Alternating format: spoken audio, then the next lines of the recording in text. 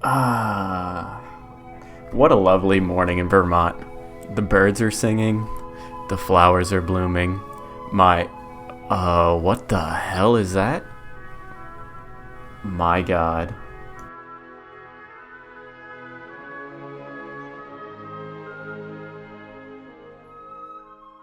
The story starts off with Triceratops crossing the road. Why? I don't know. They don't even know.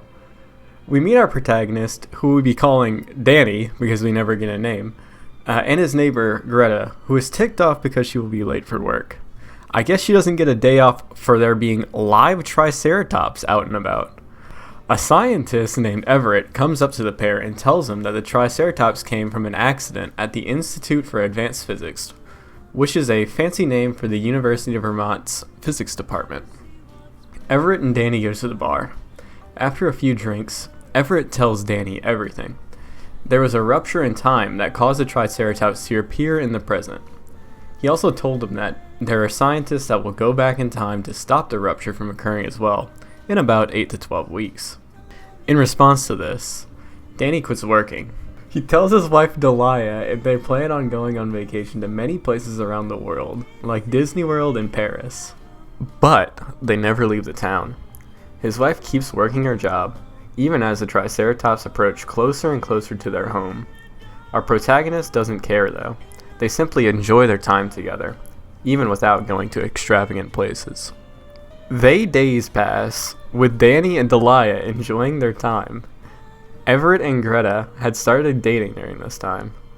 Greta was furious when Everett told her that the scientists were working on reverting time back. Our story ends with Danny and his wife sitting on the porch, watching the Triceratops fall asleep. They were happy with their strange vacation, even though they know that it will all be undone in a few moments. Michael Swanwick is an American author of many different short stories and novels. Some of the awards that he has achieved is the Hugo, Nebula, Theodore Sturgeon, and World Fantasy Award. Here's a list of some of his other creations. One of note that I found is the novel titled Bones of the Earth, which also deals with time traveling. It has revolves around a team of time travelers itself. I wish that I could turn back time. Triceratops Summer has a very strong theme of free will. If the scientists of the Institute successfully go back in time to close the rupture, then everything in this story would not have happened. Time would revert before the rupture formed, meaning that anything anyone would have done after that would not have mattered. However, people's actions being meaningless does not mean that free will does not exist in this story. People still could make their own decisions, even though those decisions meant nothing. But what makes free will an impossibility is the ability itself to go back in time, in my opinion. Imagine we went back 70 million years ago into the past. Here we see a Triceratops. Let's name him Jeffrey. No, the correct way. We see Jeffrey eating foliage, something quite common for him to do. And then, all of a sudden, he gets pulled into a rupture, sending him forward in time. Where did he go? He is now back in the present at the Institute. Jeffrey starts going absolutely bonkers because he can't consume foliage here. Why did I write that?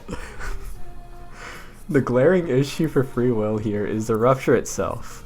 If this rupture did indeed exist 70 million years ago, then that means the steps that created the rupture must be predetermined, or fatalistic. That's also my opinion.